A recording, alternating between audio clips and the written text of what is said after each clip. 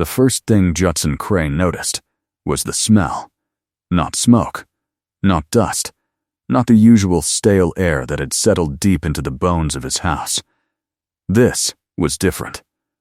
Rich, warm, alive, it drifted out of his kitchen like something impossible, something that did not belong in a place that had forgotten what living felt like. Judson stopped just inside the doorway, his boots still coated in dry ranch dirt, his hand resting on the frame as if he needed it to steady himself. For a long moment, he didn't move. Because that smell carried something dangerous. Hope. And hope was something he had buried 5 years ago. Slowly, his eyes shifted toward the stove. A pot simmered there, steam rising in soft curls, filling the room with a deep, steady promise of something good. And standing beside it was a woman who was never supposed to be there. She didn't hear him at first. She stood with her back to him, stirring the stew with slow, patient movements, like she had done it 1,000 times before. Like she belonged there. Like this had always been her kitchen. Judson's jaw tightened. "Who made this stew?" he asked, his voice low, rough, almost accusing. The woman froze. For just a second. Then she turned. Her face was calm, but her eyes carried something deeper. A quiet strength. The kind that came from surviving things without breaking.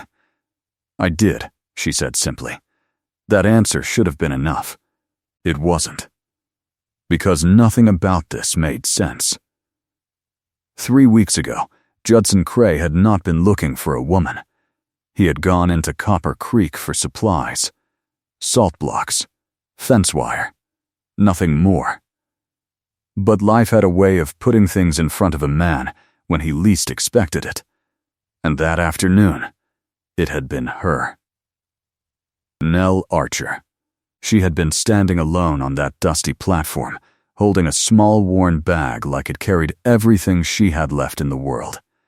And the way she stood, not crying, not begging, just standing there, taking the blow without bending, that was what caught his attention. Judson had seen enough hardship in his life to recognize it in others. And he had seen something else too, a woman with nowhere to go. At the same time, back on his ranch, his father was dying. Not from sickness alone, but from something deeper. Grief, the kind that hollowed a man out until there was nothing left but breath. Elias Cray hadn't left his bed in months, hadn't eaten properly, hadn't spoken more than a few words. The house had gone silent. Cold, dead Judson could handle cattle. He could mend fences. He could survive anything the land threw at him. But he couldn't bring life back into that house. And when he saw Nell standing there on that platform, he saw a solution. Not charity. A trade. "You need work," he had told her. "And I need someone who can cook." Now, standing in his kitchen, watching her stir that pot like she had breathed life into something buried, he wasn't so sure it had been that simple. Because something had changed. Not just in the house. In him. "You weren't supposed to cook today," he said, his voice quieter now. "I know," Nell replied, turning back to the stove. "But the pantry needed sorting, and I found enough to make something proper." Proper, that word hit harder than it should have. There hadn't been anything proper in this house for a long time.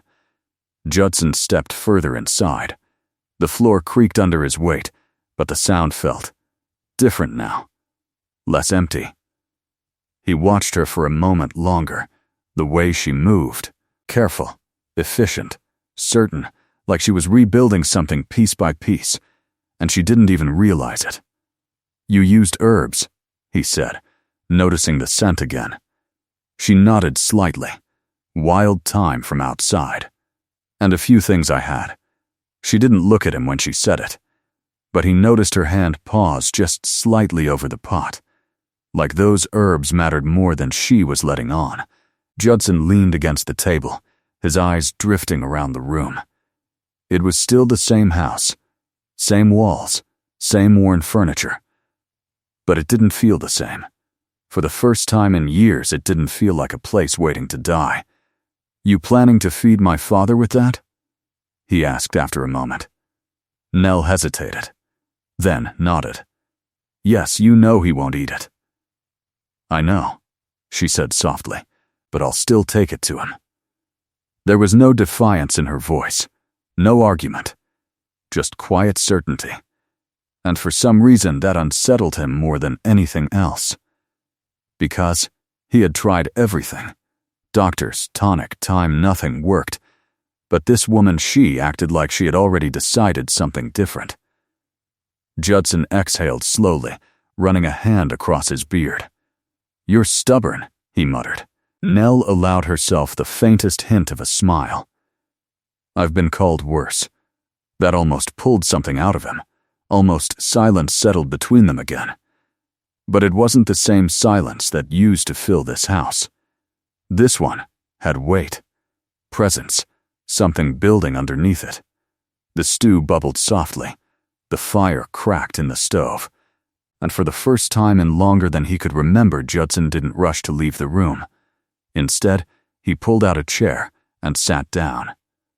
Nell glanced at him briefly, surprised, but she didn't say anything.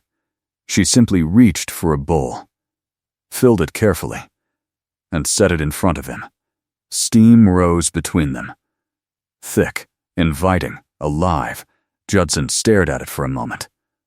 Then at her, then back at the bowl. Slowly he picked up the spoon, took one bite. And everything changed. He didn't show it on his face, didn't say a word, but something inside him shifted. Because it wasn't just food, it was warmth, memory, something he hadn't felt since before everything fell apart. Across the room, Nell watched quietly, waiting, not for praise, not for approval, just waiting. Judson swallowed, set the spoon down, and leaned back in his chair. His eyes moved past her down the hallway, toward the closed door where his father lay. Then, back to the pot. Then, to her. And for the first time since she stepped into his life, he started to wonder something he hadn't allowed himself to think before. What if she wasn't just here to cook? What if, without meaning to, she had already started bringing something back that this house had lost? Something no doctor could fix. Something no man could force. Something that had to be built. Slow. Quiet. One meal at a time. The next morning, the house didn't wake up the way it used to. Before Nell came, mornings had been quiet in a heavy way. No sound except the wind brushing against the walls and the slow creak of wood settling into itself. Now, there was fire. There was movement. There was life. Before the sun had fully climbed over the hills, Nell was already in the kitchen, sleeves rolled, hair loosely tied back, her hands moving with steady purpose. Flour dusted the table. A kettle hummed softly, and once again, something warm began to fill the air. Judson noticed it the moment he stepped outside to start his chores. That smell followed him, out into the cold morning, out into the open land. And no matter how far he walked, he could still feel it pulling him back. Inside the house, Nell worked without pause. She didn't rush. She didn't waste motion. Everything she did had a rhythm, like she was stitching something invisible together, piece by piece. When the bread went into the oven, she turned to the next task. Cleaning, sorting, opening windows to let fresh air in where stale silence had lived too long. And then, she prepared a tray. Same as the day before. Same as every day. A bowl of food. A piece of bread. And quiet determination. The hallway felt colder than the rest of the house. Still untouched, like it refused to accept change. Nell stopped outside the closed door. For a moment, she just stood there. Then she knocked gently. No answer. She didn't expect one.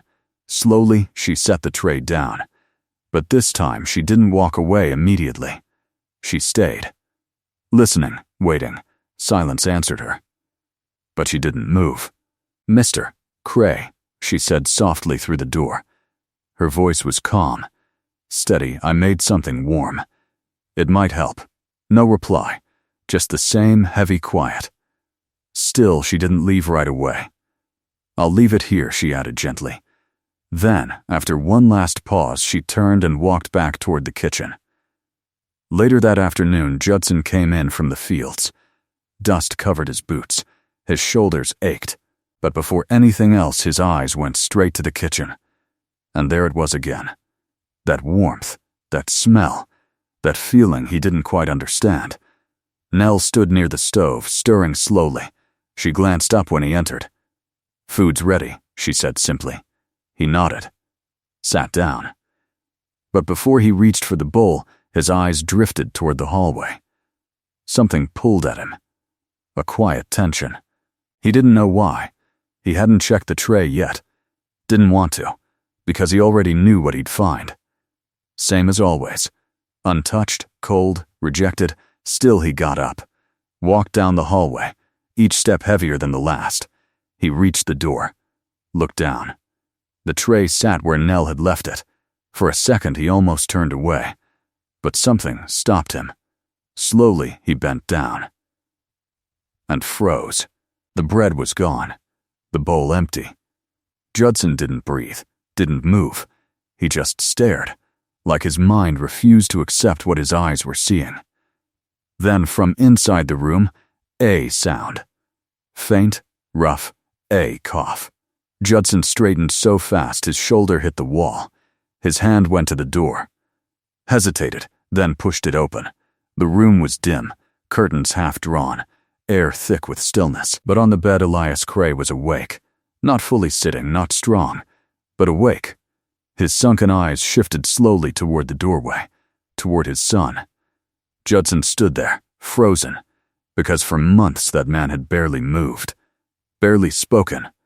And now he was looking at him. "Alive, you brought someone," Elias rasped, his voice dry from disuse. Judson swallowed hard, his throat tight. "Yes," he said quietly. Silence stretched. Then Elias's gaze drifted slightly, toward the empty bowl beside his bed. "That stew," he muttered. "It ain't ordinary." Judson didn't answer. He couldn't, because something inside his chest had just cracked open, something he had kept locked down for too long. Hope, real hope. Not the kind that fades, the kind that fights back. Slow, stubborn, like the woman standing in his kitchen. Back in the main room, Nell didn't know what was happening. She just kept working. But something in her chest felt different, like the air itself had shifted. Moments later, Judson stepped back into the kitchen. He didn't sit, didn't speak right away. He just looked at her. Really looked this time. Not as someone he hired, not as someone passing through, but as something else. Something far more dangerous.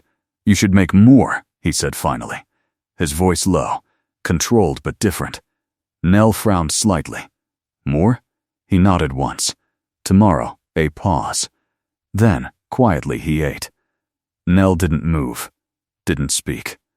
For a second, it was like the world stopped around her. Then slowly, very slowly, she turned back to the stove. But her hands weren't the same. There was something in them now. Something stronger. Because this wasn't just work anymore. This wasn't just survival. Something had started. Something neither of them had planned. And deep down, they both knew it. The house had changed. Elias had taken his first step back, and Judson was starting to realize something that unsettled him more than anything else. If she left, everything might fall apart again. And that thought, that single thought, stayed with him long after the fire burned low that night. That night, the house didn't feel the same. It wasn't loud. It wasn't filled with laughter or music. But something had shifted deep inside its walls, like a long dead fire had finally caught a spark again. Judson sat at the table long after supper was finished, his hands resting flat against the wood, his eyes staring at nothing in particular. He could still hear it. That voice. His father's voice. Weak, broken but alive. For months, that room at the end of the hallway had felt like a grave waiting to close. Now it felt like something was fighting its way back. And all of it, every bit of it, led back to one place. The kitchen. To her. Across the room, Nell quietly cleaned the last of the dishes. She didn't rush, didn't look toward him, but she could feel his presence. Heavy, focused, different, like he was trying to understand something he didn't have words for yet. Finally, he stood, walked toward the door, then stopped. "You don't have to keep doing it," he said. His voice wasn't cold, but it wasn't easy either. Nell paused, her hand still in the water. "What do you mean?" He didn't turn around. "My father, he's stronger now." A long silence followed. Then slowly she dried her hands, turned to face him. "He's not strong yet," she said softly. "And he won't stay that way, if we stop now." Those words settled into the room. Quiet, unshaken, Judson closed his eyes for a brief second.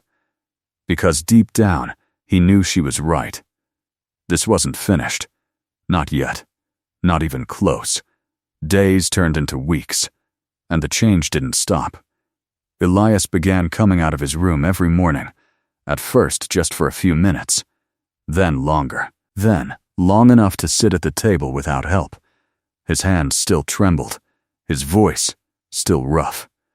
But he ate, and every meal he looked at Nell like he was trying to understand how she had done something no one else could. The house followed his lead. The silence didn't disappear, but it softened. The cold corners warmed. The air felt lighter. Alive, and Judson wasn't the same man anymore. He found himself coming back from the fields earlier, finding reasons to stay inside longer, sitting at the table even when he wasn't hungry, watching her.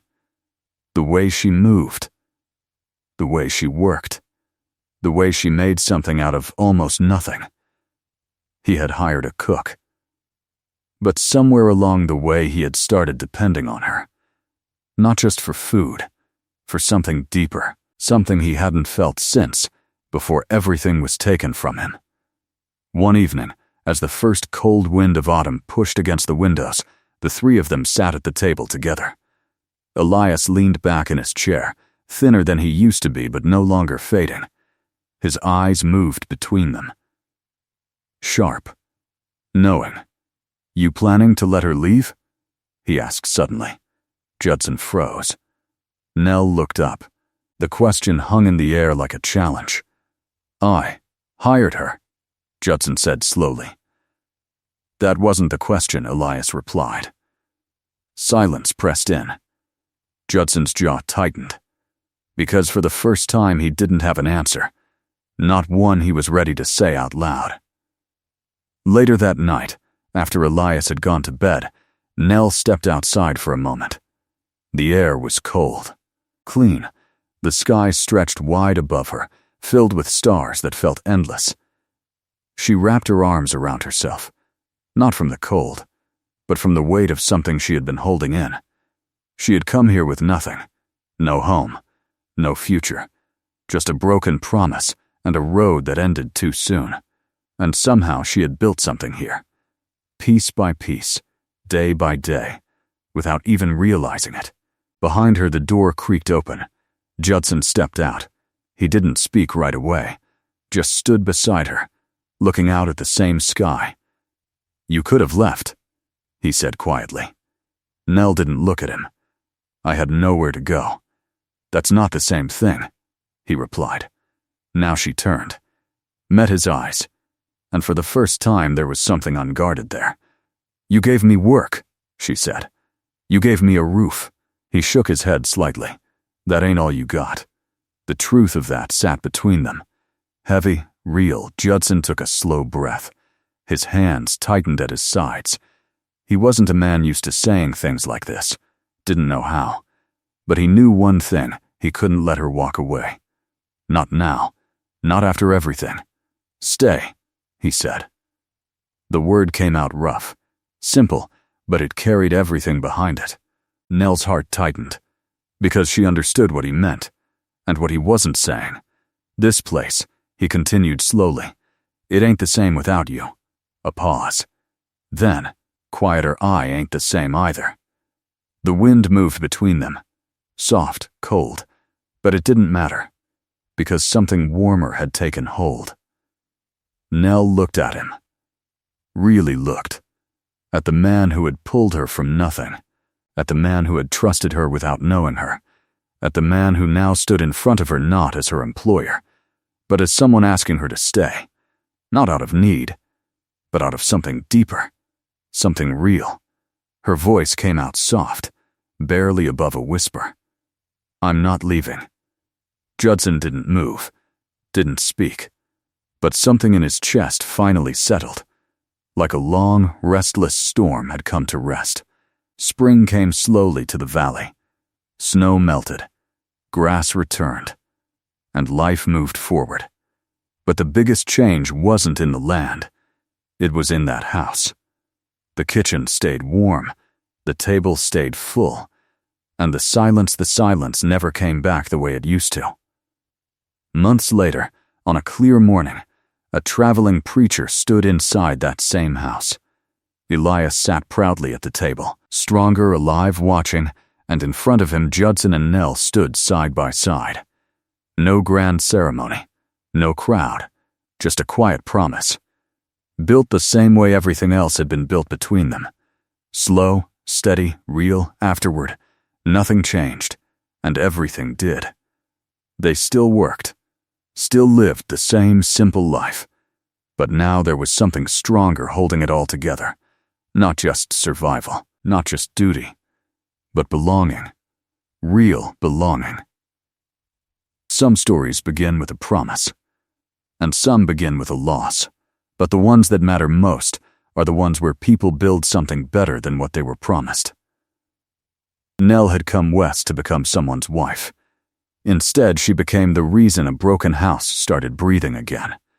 And Judson, he had only asked for a cook. But what he found was the heart of his home. A woman who didn't just make food, she brought life back. One meal at a time.